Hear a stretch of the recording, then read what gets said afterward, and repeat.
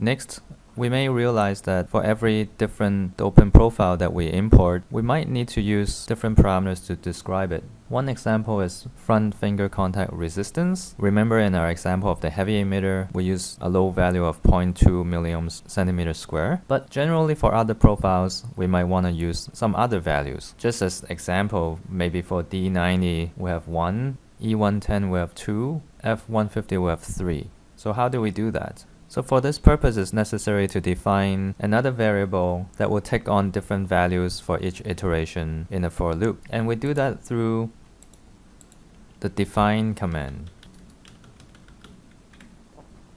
So to use it, we, for example, can say define some other variable name and specifying the range of values that it takes on before we begin the for loop. And then inside the for loop, we can actually once again have this variable name appear inside the for loop. And to access this variable's different elements, we call this variable and then we put in circle brackets the iteration number.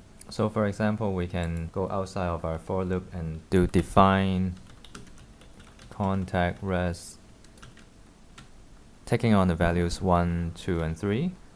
And then in place of the 0.2, we put contact res followed by circle brackets, and inside will be dopant profile name. Similarly, we might do the same thing with dope layer SRV. So maybe for different surface concentrations of the emitter profile, the surface recombination velocity is different. So if that is the case, then we can do the same for SRV. Perhaps the first case is 1000, second case is 2000, third case is 3000. So similarly, we follow the similar syntax with SRV.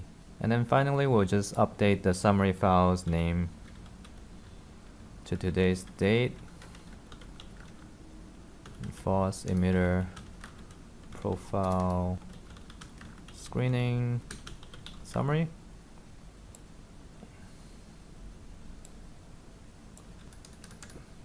And we don't want to clear the file each time, or else it will not record down the results of all 3 dopant profiles. And in place of comments, we might put something like dopant profile name. Alright, so to summarize, we have a for loop with a variable name, dopant profile name. It takes on the values of the 3 file names that we want to open. Inside the for loop, we will cycle through the dopant profile file names, each iteration opening up a different profile, loading it in, calculating the cell parameters, optimize front fingers num, run the IV curve, and then save the main IV parameters in this summary file with the comment at each row being the dopant profile name. We also make sure that for different dopant profiles, we can specify a different unique surface recombination velocity at the dope layer interface, as defined by SRV of 1000, 2000, and 3000, applicable to D90, E110, and F150 respectively. We're also defining a different front finger contact resistance each time, and the values are 1, 2, 3, again corresponding to D90, E110, and F150 respectively. Okay, so let's give this a try. We can stop this record and we can hit batch, and we're gonna run this script. And now Griddler is cycling through each of the 3 different emitter profiles. And the simulation is gonna take a while, but you get the idea. So we're just gonna pause this, and what I would like to show you now is another way of flexibly defining the emitter layer surface recombination velocity and the contact resistance for each of these dopant profiles more easily and mathematically. So for example, we don't really want to calculate ourselves each time corresponding to each profile and do our own homework about what is the contact resistance and surface recombination velocity. Suppose that we want to make use of some mathematical relationship. So for example, contact resistance may be related to the surface concentration of the emitter profile. The surface recombination velocity may also be another variable that's related again to surface concentration. So in place of where this square bracket is defining the SRV of the dope layer, we would, for example, like to define a mathematical formula, some function of the dope layer surface concentration. And the same thing for contact resistance. We want to define another kind of function of the surface concentration. So how is that done? So firstly, in the commands of Griddler, there are keywords. And to learn about these keywords, let's go back to the command. They're actually in save summary. So if we learn about save summary, one of the ways to call it is, in addition to the main IV parameters to write in a row, you can also define keywords. And the keywords are cell parameters. So what are the list of keywords? So here's the list. And the relevant parameter here is emitter pass surface concentration. So we can use that. So let's type out in the square bracket this emitter pass surface concentration. It's a number that's in the units of inverse centimeter cube. So in this case, it's probably something like 2 times 10 to the 19. So remember that we want to make use of this cell parameter in a mathematical formula. So how do we define the mathematical formula? So the way to do this is to use eval, and that's spelled E-V-A-L. And the syntax is in this form. So eval with corner brackets will make use of the MATLAB evaluation capability to evaluate whatever the mathematical expression shows up inside these corner brackets. So for example, maybe empirically we learned that the higher the surface concentration, the lower the contact resistance. Maybe it's an inverse relationship. So we can actually just type 1 over emitter pass surface concentration to define a kind of inverse relationship. We also have to cast the result in the right range. And so perhaps we make it that if the surface concentration were 2e to the 20, then the expression evaluates to 1 milliohms centimeter square. For the surface recombination velocity, we have some other expression, so I already prepared one. And so this one simply says that the interface surface recombination velocity and the emitter is some kind of power law with the surface concentration. Okay, so now having defined these mathematical expressions, we have no need anymore for the define. Okay, so far what we have a for loop, and inside the for loop we load different emitter profiles, and for each emitter profile we have 2 mathematical expressions, one to evaluate the surface recombination velocity of that emitter layer, which is a function of that emitter layer's surface concentration. We have another mathematical formula to describe the front finger contact resistance, also as a function of the surface concentration of that particular emitter. So by the way, we have just seen with save summary, we can actually lock down more than just the IV parameters. Maybe it's also a good idea to lock down the surface concentration. If we go through other cell parameter names that we're allowed to save in save summary in addition to the IV parameters, we see there are many of them.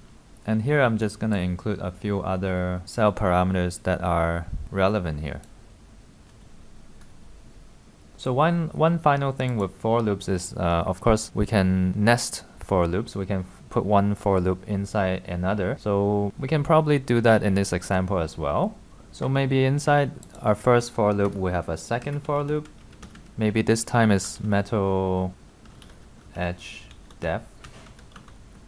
And it allows us to describe different aggressiveness of the front metal paste on the emitter. Maybe a non-aggressive metal paste etches 10 nanometers deep into the emitter at the metal contact.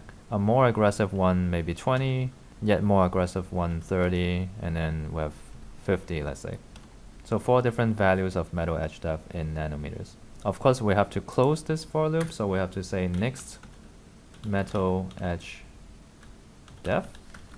And then we have to make use of this variable inside the for loop. Oops, so we have not yet have a command referring to the definition of the metal edge depth, so let's add that. So we look up metal edge depth, and sure enough there is a command corresponding to that. So the correct syntax is metal edge depth 2 means emitter under the metal, followed by how deep in nanometers. So let's do that. We add a line, good idea is before the PC1D calculation of the emitter under the metal, we add this metal edge depth 2 followed by the variable name.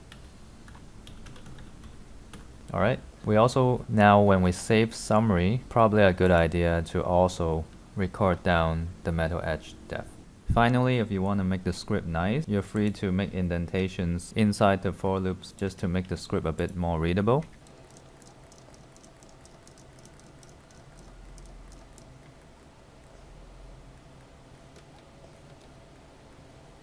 Okay, so now we can run this whole thing.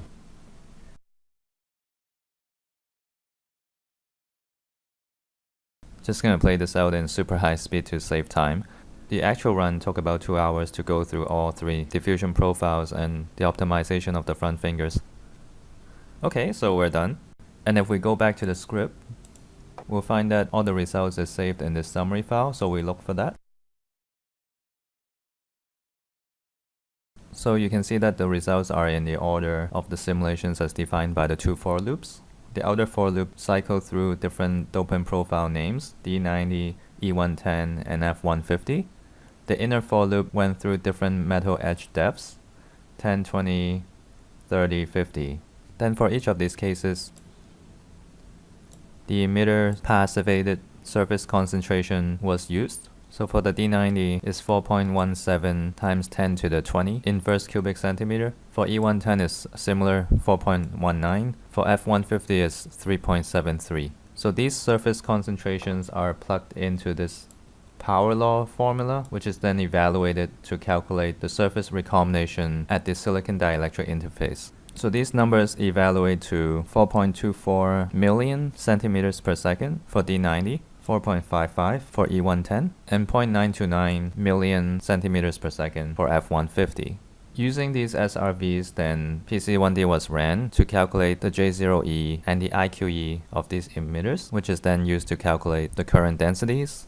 Then similarly, we use the same dopant profile under the metal. We define the metal edge depth. Then we ran PC1D again to calculate the J0E under the metal. Then we apply the resultant emitter sheet res, light-induced current density in the non-shaded region, as well as the J0E under the passivation and under the metal. Then for the contact resistance between the emitter and the metal, we made use of another empirical expression, which is again a function of surface concentration.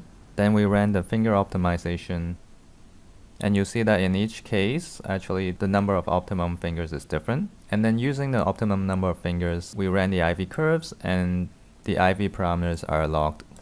So of course we can plot all this stuff in Excel if we want.